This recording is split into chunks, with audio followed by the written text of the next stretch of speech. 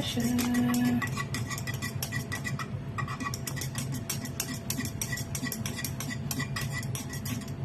Kulong-kulo na. Saka natin hanguin.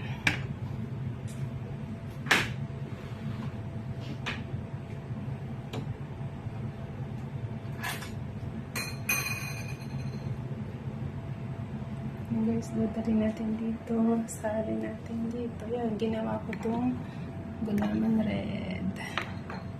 Yan din yung gulaman na ginawa ko. Sasama natin yung sa ating gawing dessert.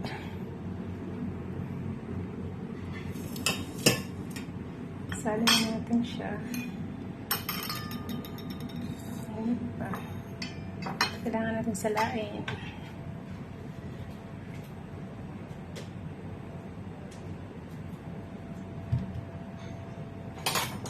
Okay guys, kung paano salain ilagay.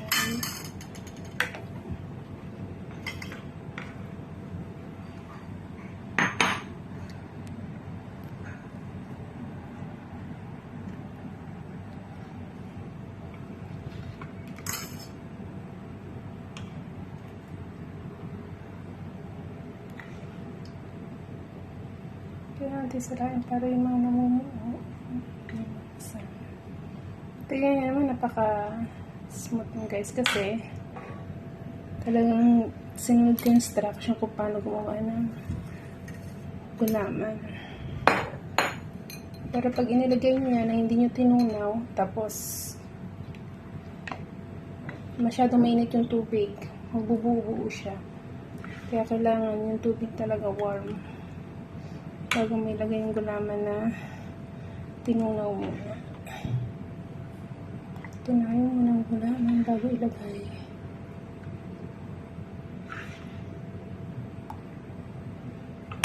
Nagwakas ako ng dessert, guys.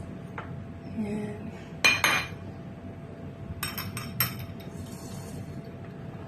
Bali, dalawang klase yung ginawa ko. Isang pulat, saka isang pandan. Basahin ko yung flavor ng isa.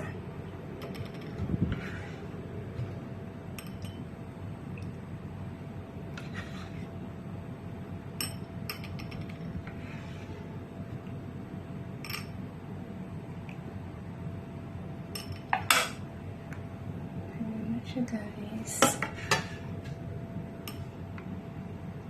Siya talagang kung dami isa.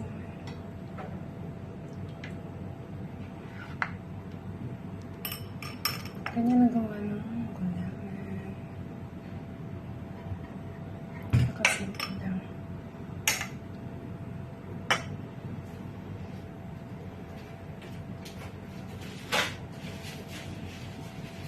Pagkatapos itong gulaman na ito, patitigasin muna natin, lagyan natin sa yan muna siyang mag-warm bago natin lagay sa bread. Ito yung main ingredients gagawin kong dessert. Ayan guys, kailangan muna bukas gagawa ako. Bukas ko pa siya gagawin. Inuna ko tong gulaman gawin. Ayan na yung gulaman na ginawa ko. Lalagyan natin siya ng cheese sa ibabaw at saka raisin. Ayan na yun guys. Ganyan.